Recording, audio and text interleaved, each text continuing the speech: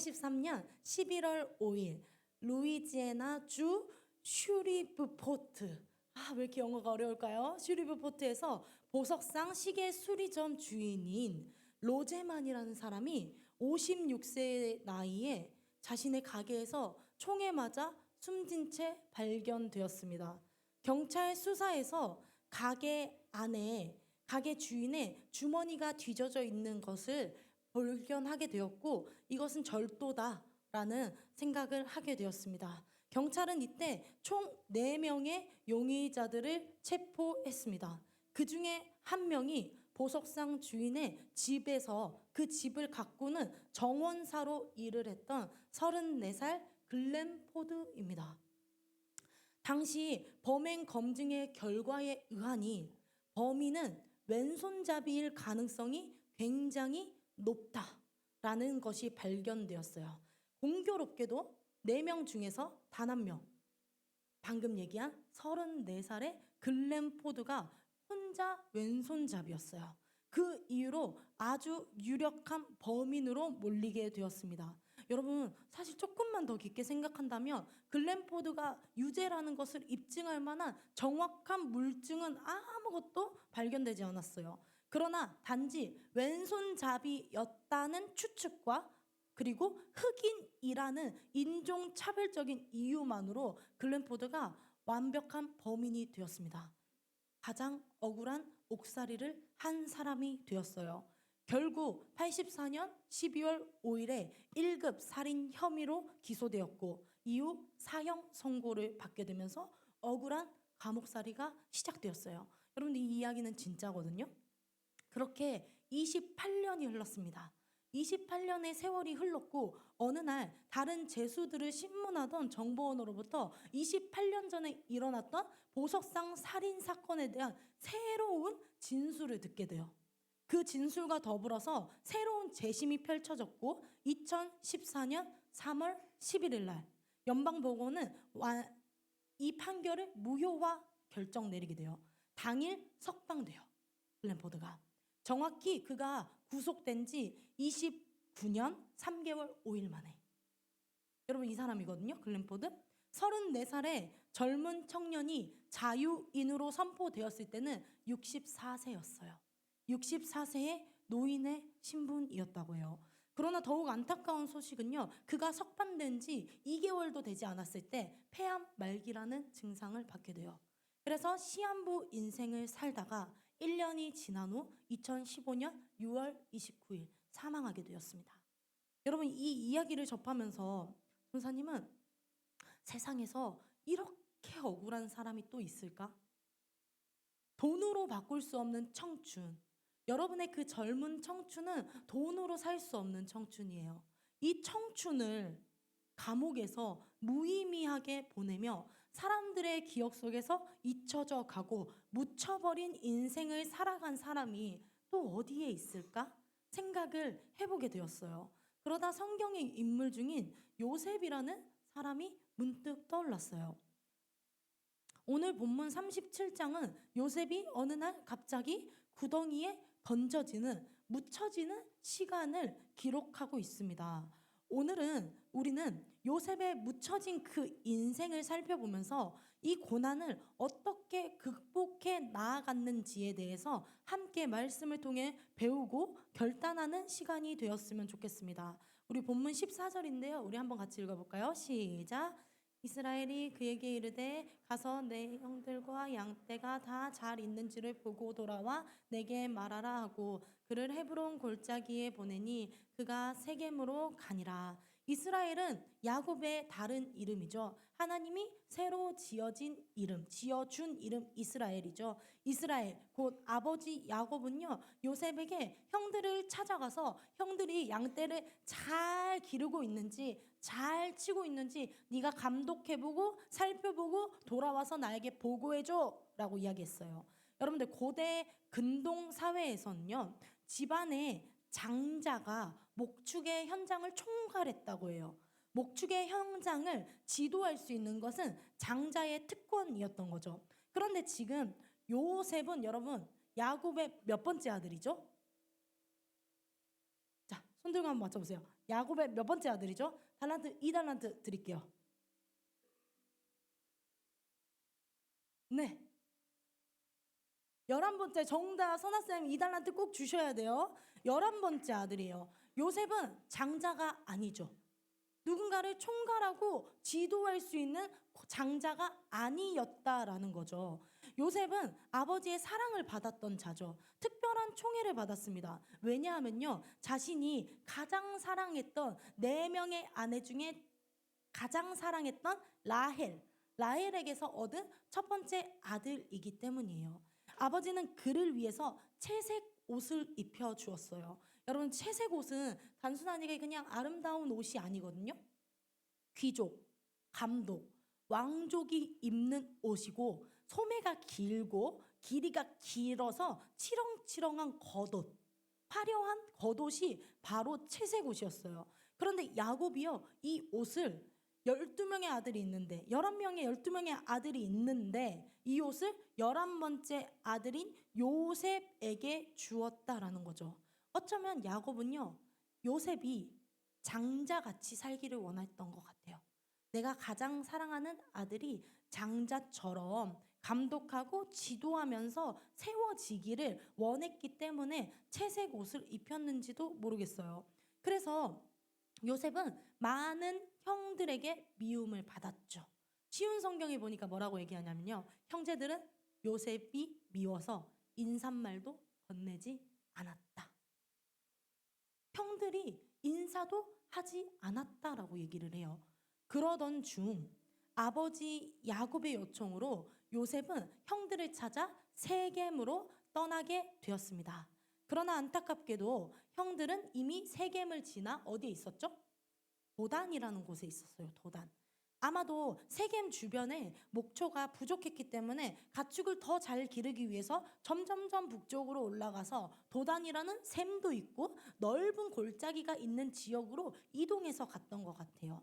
그렇게 당시에 요셉이 17세의 나이에 헤브론에서 세겜까지, 세겜에서 도단까지를 걸어가게 되었죠. 여러분, 헤브론에서 세겜까지의 거리가 어느 정도인지 아세요? 80km래요. 그리고 세겜에서 도단까지는 25km네요. 그러면 사람이 걸어서 갈 때 한 6일 정도 걸린다고 얘기를 해요. 17살의 청소년이 6일을 걸어서 형들을 만나기 위해서 걸어갔다라는 거죠. 여러분, 오늘 본문입니다. 18절과 19절 한번 읽어볼게요. 시작.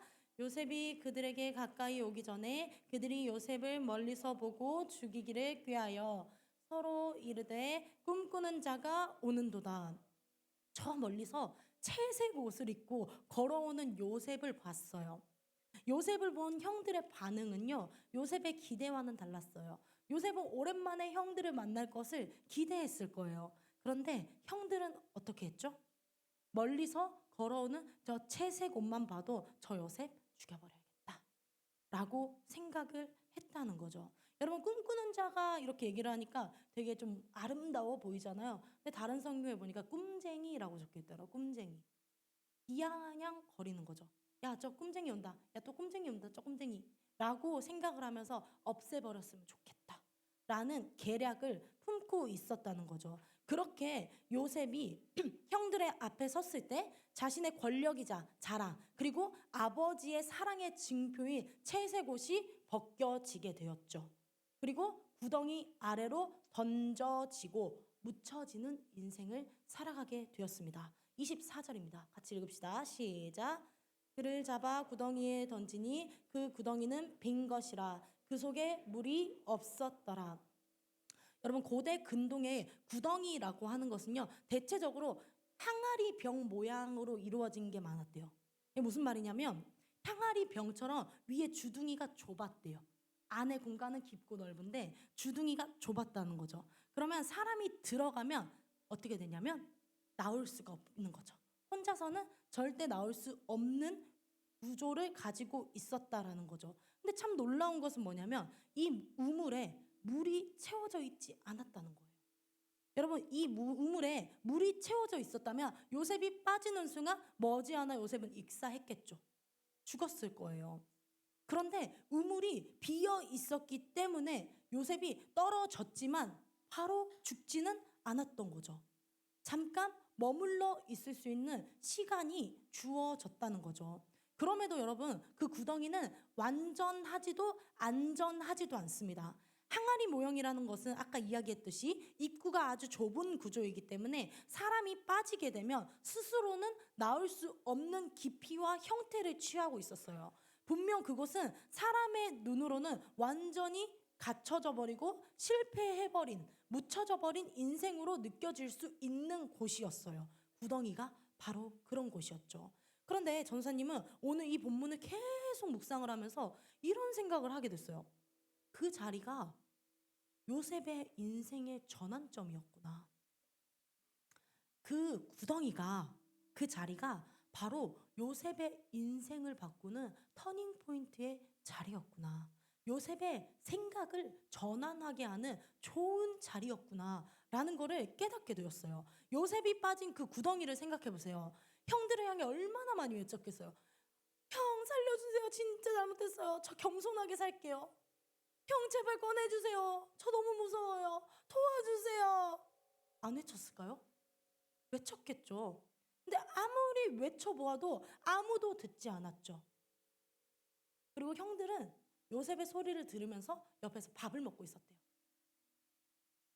아무리 외치고 소리 질러도 아무도 듣지 않았고 아무도 도와주지 않았습니다. 지금 그 구덩이 안에는 그동안 아버지의 사랑을 받았던, 그리고 자신의 권력과 힘과 명예와 자랑이었던 이 채색옷마저도 힘을 잃어버렸습니다. 또한 요셉은 스스로 나올 수 있는 현실의 무력감에, 스스로 나올 수도 없는 그 무력함에 지배되었습니다. 여러분, 요셉의 인생의 구덩이를 보십시오. 너무나도 우리의 모습 같지 않아요? 계획대로 되지 않는 나의 시험 성적, 친구 관계의 오해, 풀리지 않는 상처, 가정의 아픔, 진로의 불안함. 하나님께서 나 만나주셨는데 내 삶은 여전히 버겁고, 신앙의 딜레마, 노력해도 안 되는 실패의 반복, 잃어버린 예배의 감격. 여러분, 요셉이 빠진 그 인생의 구덩이가 오늘 우리에게도 있는 것 같아요. 여러분, 이런 상황들에서 사람들은요, 대체적으로 어떻게 얘기하냐면, 나 포기할래. 나는 스스로 빠져나올 수 있는 능력도 힘도 없어. 그냥 도망가야지. 회피할래. 요셉처럼 그럴 수 있다라는 거죠. 우리의 채색옷들이 뭐가 있을까요? 뭐 성격, 재능, 달란트, 배경, 부모님의 지위, 학교의 스펙, 이 모든 것들 너무나도 중요하죠. 그런데 어떠한 순간에는 정말 요셉이 빠진 그 인생의 구덩이처럼, 어떠한 순간에는 그 구덩이에 빠지면 내 스펙도, 내 노력도, 부모님의 지원도, 내 성격과 내 재능도 능력이 없는 것처럼 느껴질 때가 있다라는 거죠. 묻혀진 것 같은 고독의 시간, 실패한 것 같다고 여겨지는 좌절의 시간, 혼자인 것 같은 광야의 시간, 모든 게 끝난 것 같은 그 시간. 여러분, 그 시간을 우리도 만날 수 있습니다. 누구라도 만날 수 있습니다. 여러분들, 그때 여러분이 기억하셔야 되는 것은 그게 끝이 아니다. 그게 끝이 아니다. 하나님은 언제나 나를 위해 다음을 준비하신다. 여러분, 그렇기 때문에 우리는 그때 그 힘든 인생의 구덩이를 만났을 때 기도해야 하는 거예요. 기도. 여러분, 기도가 뭐예요? 되게 거창하게 하는 게 기도인가요? 기도가 뭐예요? 3달란트 드려볼게요. 기도가 뭐예요? 기도가 뭐예요? 다소라, 기도가 뭐야? 하나님과의 대화. 전사님 정확하게 전사님이 말하고 싶었던 거예요. 대화예요, 대화. 기도는 독백이 아니고 하나님과 소통하는, 대화하는 시간이라는 거죠. 여러분이 힘들 때는 여러분이 도망가야 할 때가 아니라 하나님께 물어보고 하나님과 대화를 통해서 풀릴 틀린 오해들을 풀어가야 할 때라는 거죠. 잘 생각해 봅시다. 이제 요셉이 그 구덩이에서 아무리 외쳐도 대답 없는 현실을 받아들이게 되죠. 사방이 막힌 현실, 더 이상은 그의 힘이나 지혜로 해결되지 못하는 그 어려움을 발견하고 받아들일 수밖에 없어요. 그동안 자신의 명예이자 권력이었던 채색옷마저도 효과가 없다라는 이 현실을 마주할 수밖에 없어요. 그것들은 요셉을 구출해내지 못해요. 요셉을 완벽하게 구원해내지 못해요. 아무도 도와줄 사람이 없다고 느껴지는 현실의 벽 앞에서 그는 그렇게 나는 할 수 없는, 나는 한계가 있는 존재구나 라는 것을 발견하게 돼요. 그때 여러분들이 나는 한계가 있지만 한계가 없으신 하나님을 바라보는 때라는 거죠. 여러분, 인간의 모든 가능성이 사라진 자리에서 비로소 하나님을 무한하신 하나님을 찾는 길이 열리게 됩니다. 스스로 해결하겠다는 자만이 꺾이고 주변의 도움에 기대하려는 마음도 완전히 무너져 버릴 때 요셉은 처음으로 하나님만이 희망이 될 수 있겠구나라는 것을 발견하게 됩니다. 전도사님은 요셉을 계속 묵상하면서 그 자리에서 요셉이 아마도 하나님을 찾게 됐을 거라고 확신해요. 그렇다면 그 구덩이는 요셉을 절망시키기 위한 장소는 아닙니다. 하나님을 바라보도록 만드는 결단의 자리입니다. 하나님께서 침묵하시는 듯 보이는 그때가 사실은 하나님을 가장 뜨겁게, 가장 선명하게 만나는 자리가 될 것이기 때문입니다. 여러분, 요셉이 이곳에서 하나님을 만났으니 그의 인생이 이제 다시 역전되어서 하나님과 형들 앞에서 위풍당당하게 살게 됐을까요? 여러분, 요셉의 스토리 너무 잘 알잖아요. 아니잖아요. 요셉의 여정들 여러분들 너무 잘 알잖아요. 구덩이에서 건져진 후 어떻게 되었죠? 미디안 상인들의 손에 이끌려 노예로 팔려갔어요. 그리고요, 노예가 된 요셉은요, 주인의 인정을 받을 만큼 최선을 다해서 일을 했거든요. 그런데 주인의 아내, 보디발의 아내의 유혹과 거짓 고소로 억울한 누명을 쓰고 감옥에 갇히게 돼요. 점점 더 큰 구덩이 속으로 빠지게 되었다는 거죠. 감옥에서는 무슨 일이 있었나요? 간수들의 꿈을 해몽해 주었는데 간수가 그 은혜를 망각하게 되므로, 잊어버리게 되므로 2년이라는 기다림의 옥생활이 더 연장되었잖아요. 대략 계산해 보니까 한 17년 정도 되는 것 같아요. 17년이라는 세월을 인생의 큰 구덩이 속에서 요셉이 살아갔다라는 거죠. 세월이 흘렀습니다. 물론 나중에 애굽의 총리가 된다는 결말 우리가 너무나도 잘 알고 있죠. 그렇지만 요셉이 총리가 되기까지의 그 긴 과정과 그 삶의 여정들을 살펴보았을 때 여러분들 마음이 어떠세요? 너무나도 힘들겠지 않나요? 너무나도 고난의 연속 아닙니까? 여러분, 요셉의 스토리를 어떻게 이해하고 계세요? 요셉의 스토리의 엔딩이 멋진 총리가 되었으니까 인생 역전 성공 스토리로 요셉의 스토리를 이해하고 계십니까? 선사님은 요셉의 스토리를 그렇게 바라보지 않아요. 창세기 39장 한번 봅시다.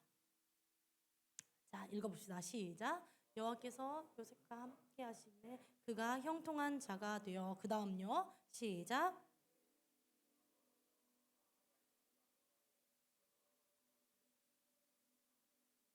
그 다음요. 시작.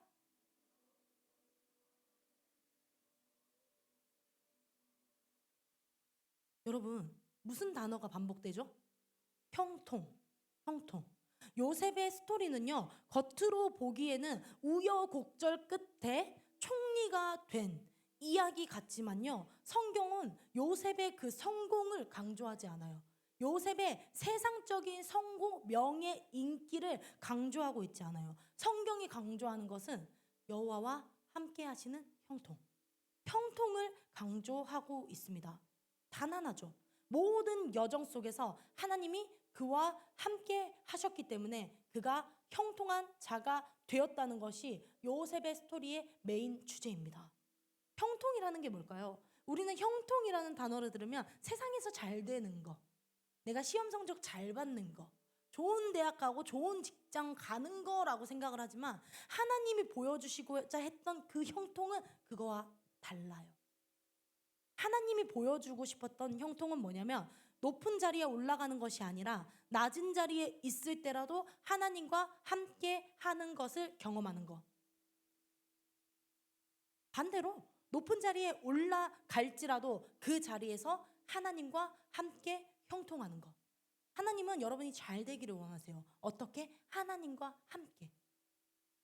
선생님 자주 얘기하죠. 여러분들 좋은 대학 갔으면 좋겠고 좋은 직장, 돈도 많이 벌었으면 좋겠어요. 근데 왜요?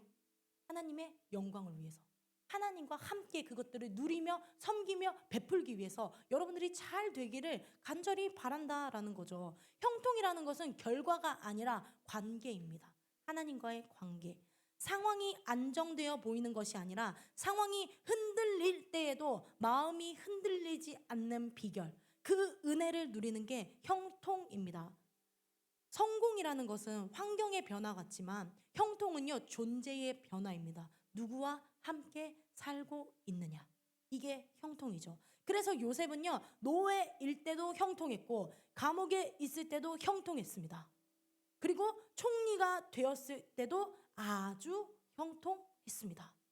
여러분들이 이런 복을 받기를 전사님은 간절히 기도하고 있습니다. 하나님과 함께 동행할 때 주어지는 형통. 사랑하는 고등부 공동체 여러분, 이제 말씀을 맺습니다. 기억하십시오. 아무리 높은 자리에 있을지라도 하나님이 없으면 모래성 위에 집을 지은 것과 같아요. 비가 오면, 바람 불면 무너지게 되어 있습니다. 그렇기에 흔들리는 인생, 우리가 기억해야 할 것은 흔들리지 않는 하나님을 붙잡고 살아가는 것. 여러분, 이게 진짜 형통해지는 비결입니다. 이게 성경이 말하는 복입니다. 이 복을 받아 누리는 여러분들이 되었으면 좋겠습니다. 전사님은 이 시가 너무 좋아요.